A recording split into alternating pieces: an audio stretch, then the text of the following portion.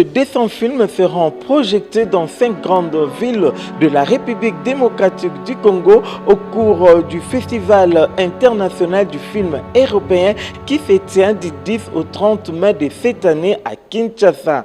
Mesdames et messieurs, bienvenue à ce nouveau numéro de l'émission Bomoko Film, émission consacrée au cinéma africain. Débutée depuis le 10 de ce mois, l'ouverture de ces grandes rencontres cinématographiques s'est tenue le 12 mai à l'Institut français de Kinshasa. Mais avant d'en arriver là, je vous propose d'abord de suivre le point de presse qui a été organisé autour de cet événement.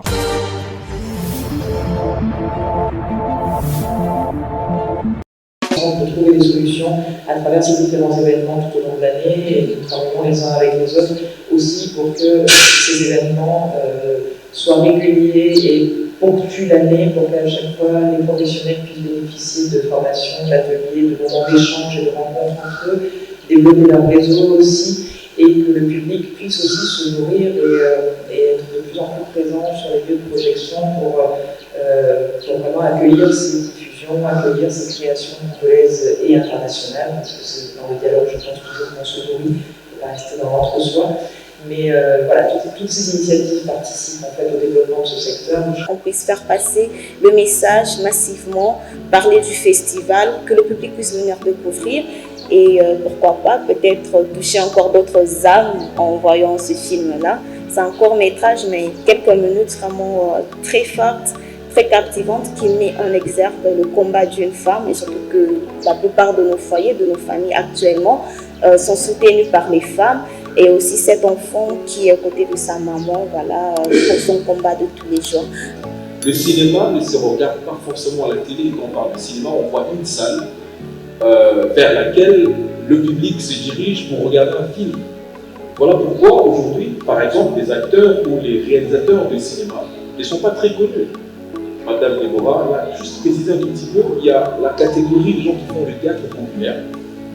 Et ces gens sont très connus parce que tous les jours ils sont à la télé avec des petits feuilletons, petites télé dramatiques qu'ils font chaque semaine. Pourtant, nous, pour faire un vrai film, parfois on prend un an, parfois deux, ça dépend. La 6e édition va mettre sur scène plus de 250 longs métrages et courts métrages européens et congolais gratuits dans 5 villes du pays. De masterclass, des ateliers, des rencontres professionnelles, des conférences, de projections seront également de la partie.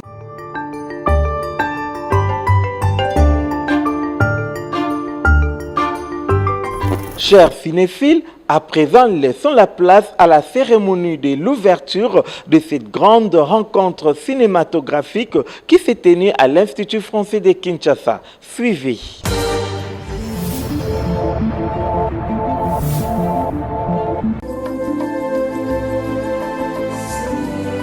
La 6e édition du Festival du film européen à Kinshasa poursuit son schéma. Débutée depuis le 10 mai dernier, la soirée d'ouverture de cette rencontre cinématographique s'est tenue à la halle de l'Institut français de Kinshasa. Ce 12 mai, la cérémonie a connu la présence de quelques grandes personnalités culturelles internationales, diplomates et ambassadeurs européens accrédités en RDC. La présence également des nombreux cinéphiles et cinéastes venus pour la circonstance a été signalée. Le mot d'ouverture a été fait par Madame Elodie Chabect, directrice de l'Institut français de Kinshasa, qui a présenté les différents partenaires. À son tour, la représentante de l'Institut Goethe n'a pas manqué des mots tout en remerciant les différents partenaires qui ont contribué efficacement à cette 6e édition.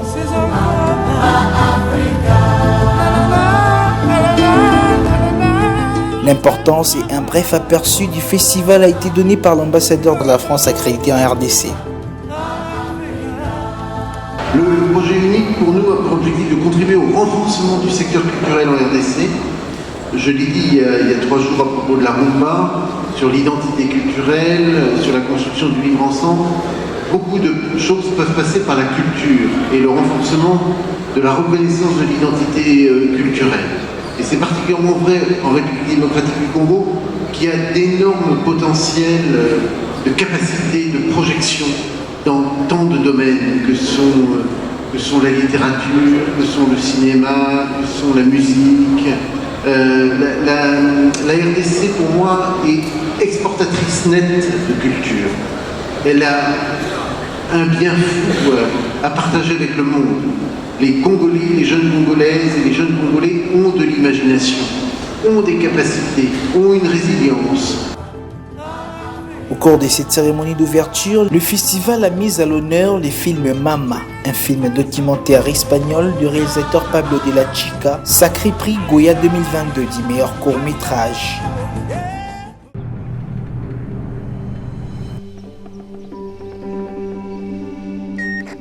Itzi, ¿dónde andas? Bajando de Pori.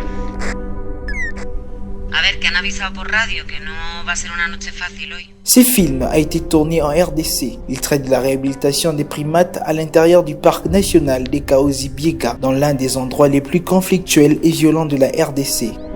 Je suis Maman Zawadi Balanda. Je travaille aux quarantaines au Petit Chimpanzé. C'est déjà 3 ans et demi.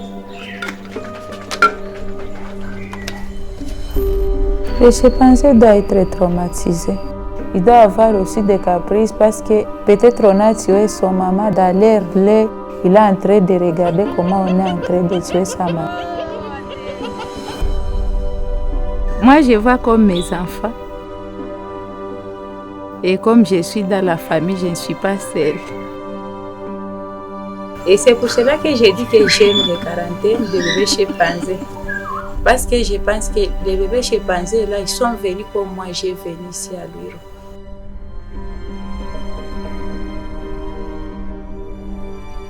Je ne suis pas comme l'air qui garde les chimpanzés, mais je suis comme la maman aussi. Et ils sont comme mes enfants. À la fin de la projection, une rencontre par vidéoconférence avec les réalisateurs et les protagonistes du documentaire. Il s'agit des 2 actrices principales qui a donc été au rendez-vous.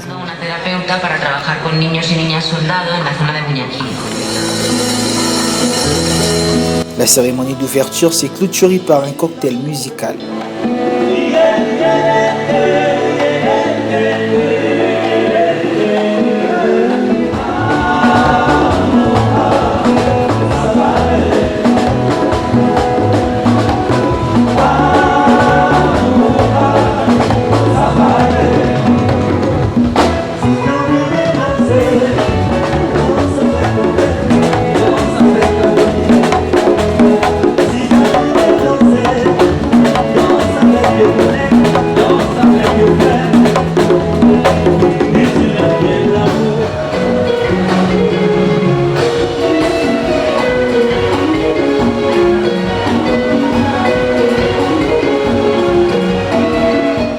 Nous sommes arrivés presque à la fin de notre émission, mais avant de nous séparer, je vous laisse suivre quelques propos recueillis des participants à cette soirée haute en couleurs.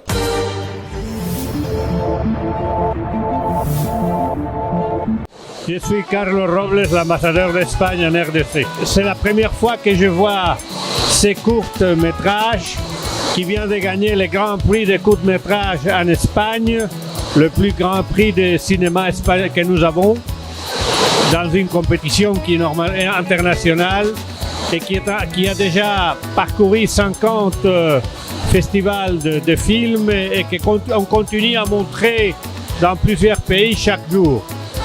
Pour moi, c'est un motif d'orgueil et c'est surtout un motif d'être humble à côté des femmes qu'on voit dans les films.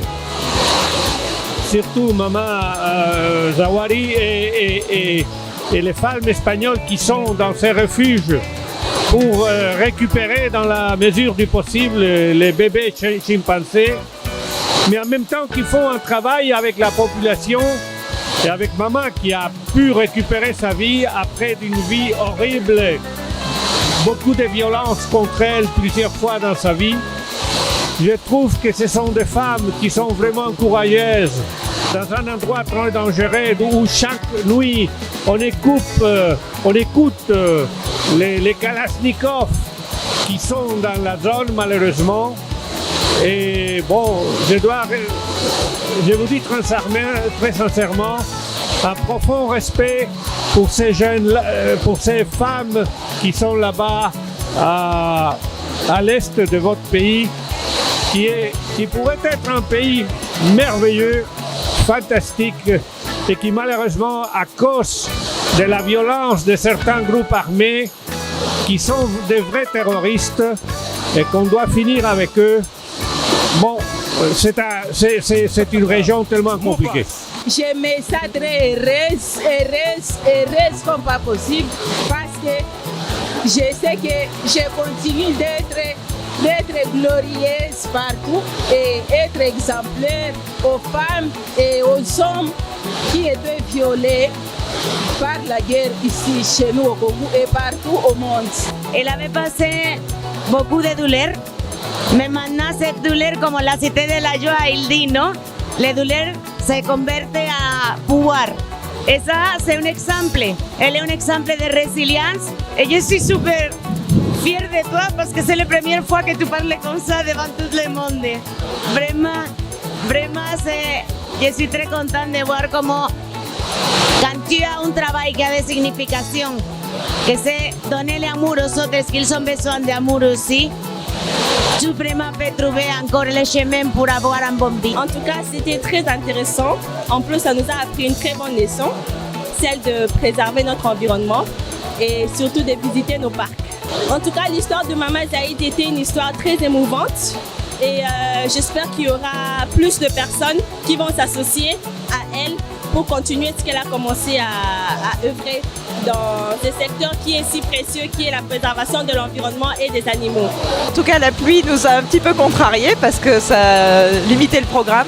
Non, je crois que c'est une réussite parce que le film était vraiment un très bon film, parce que nous avons eu la chance d'avoir avec nous les protagonistes et que voilà, ça donne de la force aussi à ces événements, ces rencontres autour des films qui permettent justement de mieux faire connaître des histoires aussi. C'est pas simplement de faire du cinéma, c'est aussi de communiquer autour de difficultés, autour de phénomènes de société, autour de choses qu'il faudrait éradiquer.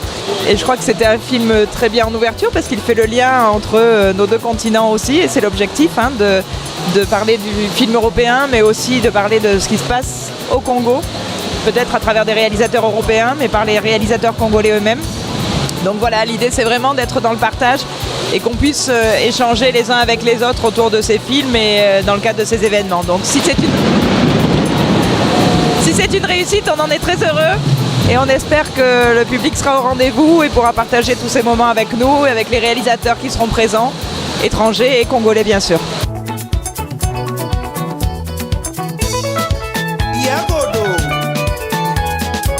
J'espère que vous avez aimé. Il s'agit là du Festival du film européen qui se tiendra jusqu'au 30 mai.